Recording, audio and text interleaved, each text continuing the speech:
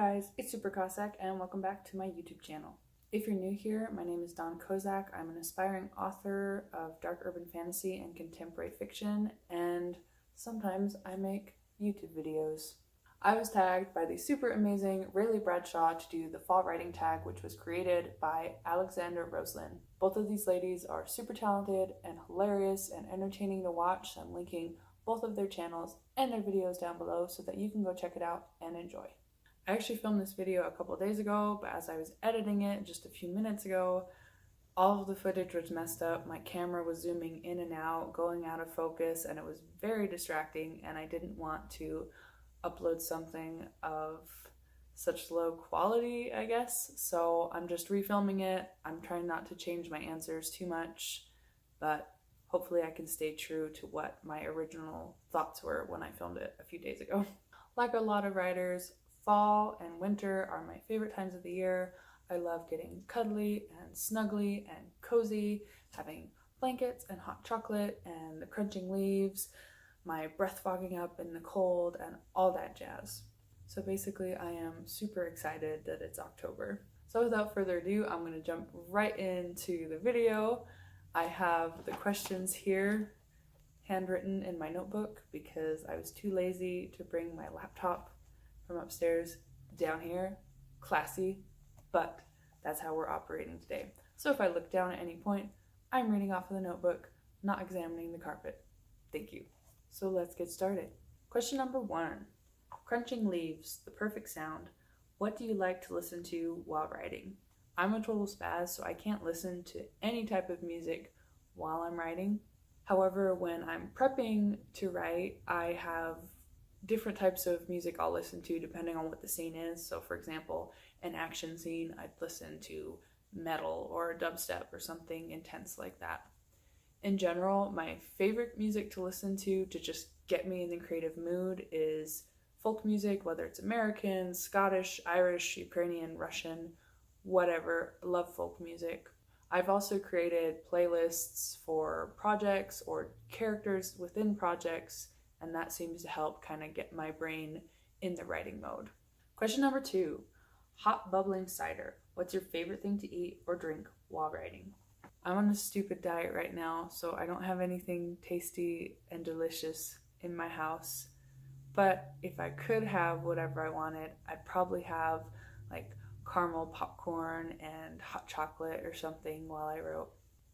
But alas, I do not. It's also probably not a good idea for me to eat or drink while I write because a few months ago I spilled an entire glass of orange juice on my keyboard and now it's sticky. But the laptop still works, so I'm not getting a new one until it dies. Question number 3 is bonfires, the perfect night. Name your perfect writing conditions or your perfect writing night. Man, I feel like I'm entering fantasy land. So if you've watched my other videos, you know I'm a young mom, my life is chaos, and I literally just seize whatever moment I can to write, and that usually includes seizing whatever place is available. So hopefully somewhere that's not covered in laundry that needs to be folded or whatever. But if I had my way and I could create the perfect writing condition, I think I would have my own private office with white walls that I could cover with posters and pictures that inspire me about my projects. I'd have a bulletin board where I could put notes and things. I'd have a beautiful desk with a large, comfortable black leather chair. I'd have my laptop, some hot chocolate, a blanket to keep cozy, and that would just be fabulous. And a candle. I love having a candle burning while I'm writing. It's not even the smell, it's about the freaking feel that it gives you having that flickering flame next to you. It's awesome. Question number 4 is pumpkin spice latte. Something you used to like, but now don't. Something I used to love to do and spend so much time on when I was younger was creating these massive, detailed character questionnaires that were like 10 pages long and so freaking detailed, and they included information that never would show up in the story and really wasn't that important. And I wasted so much time doing that instead of actually just sitting down and writing my story. So now my approach has really changed. I write down a few key details about the character that I don't want to forget because it's for consistency or whatever. But for the most part, I approach it in the sense that I believe that the character is going to reveal itself, or himself, herself, more and more as the story progresses. Just like in real life, when you meet a person, you don't instantly find out everything about them. You get to know them over time. So when someone is reading your novel, they shouldn't get an info dump right at the beginning about your character's backstory. They should get to know your character as the novel unfolds.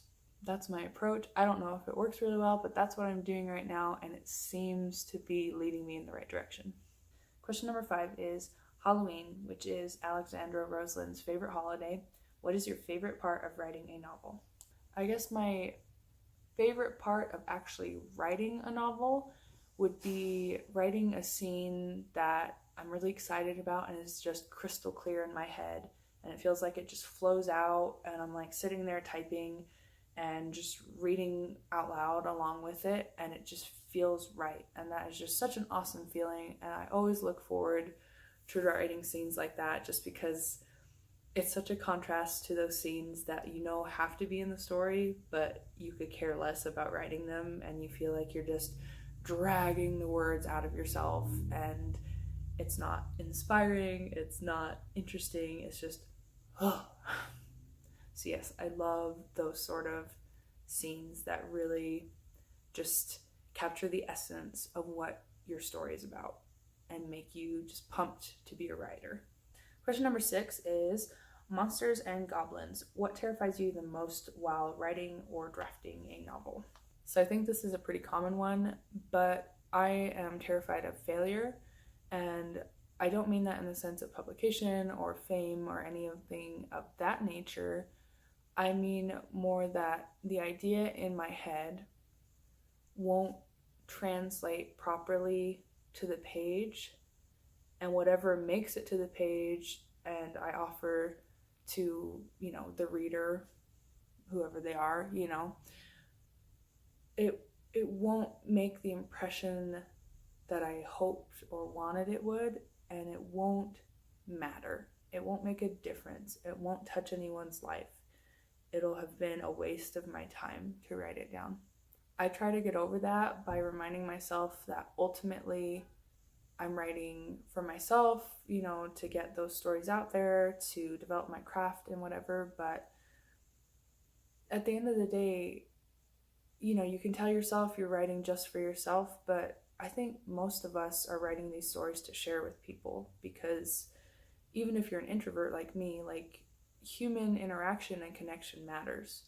And as a writer, it matters whether or not you're able to connect with someone through your writing. So that's why probably so many of us fear that. Question number 7 is, hey rides, a bumpy ride. What do you do to get over a writer's block or get inspired? I actually made a video a long couple months ago about one of my favorite tools to get over writer's block, so I'll link that down below. But besides that, I find that listening to music helps, going on a walk, reading, just kind of trying to pull your mind back into that creative place. It might even help to step away from whatever project you're stuck on and go into a different project and just separate yourself from the struggle for a little bit, if it takes a break to really, overcome whatever you're going through right then. Also remember that there is this amazing, supportive writer community that is all around you. There are so many writers that would be more than happy to listen to your troubles. If you're stuck in a rut, you have writer's block, and we're here for you. So if you're ever stuck in a situation like that, feel free to reach out to me, reach out to your favorite author tuber, your favorite writer, if they have a Twitter page, whatever. We're all here to help each other. So don't go it alone, and don't feel like you have to somehow overcome it all by yourself. Question number 8 is haunted houses, world building. What are some tips you have for crafting the perfect world? So I'll just say right now that Railee Bradshaw, in her version of this tag, gave one of the best answers to this. So like I said, I have her video down below. Make sure you watch it. Her big thing that she recommended was consistency, which I can't agree with more. And I'd like to add to that also, keep in mind that you're trying to create a world that your reader wants to escape to.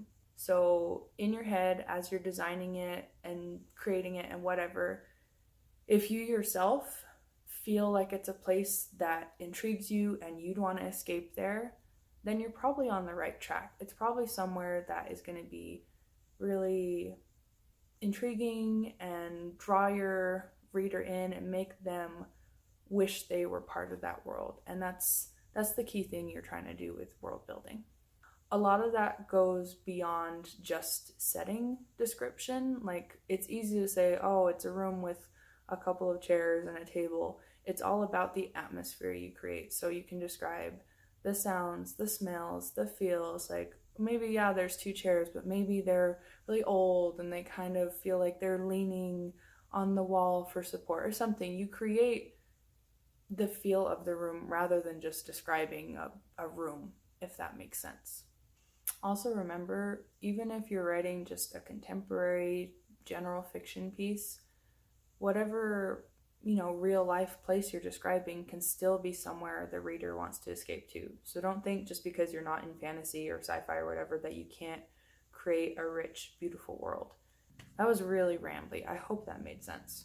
Question number 9. Pumpkins. It all starts with a pumpkin. Do your story ideas start with characters, plot, setting, or something else? In general, my stories will kind of start with a scene. So I'll see a picture in my mind of a character, a person doing something in a certain place, and I sort of get curious about it and want to fill in the gaps. So like, I could see, my dark elf character on a hunt pursuing a vampire, in a car chase or something, and then I'd want to fill in the blanks and be like, well, how did he get into this job? Who's the vampire? Blah, blah, blah. What's this, and that? It all just sort of builds from that scene. Other times I've been inspired by settings. So, for example, when I was in Ukraine a couple months ago, I was so inspired by the setting. And because of the beautiful and amazing place that Ukraine was, I was inspired with story ideas. So you can get inspiration from anywhere, and just because typically you get it a certain way, it can totally happen a different way for you for some other project. Be open to every idea that comes to you.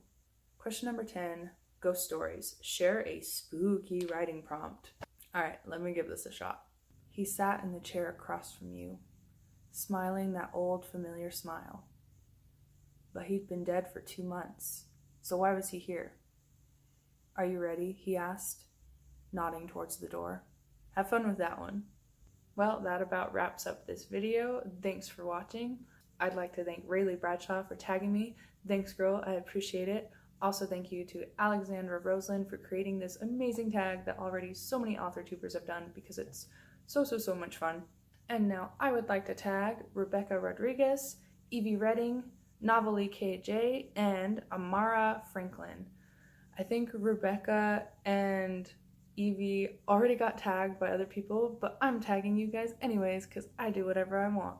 Anyways, thanks again for watching. If you enjoyed the video, hit the like button. If you want to see more writing related content from me, be sure to subscribe. If you have an AuthorTube channel and you want me to follow you, let me know down in the comments below. As always, happy writing. Bye!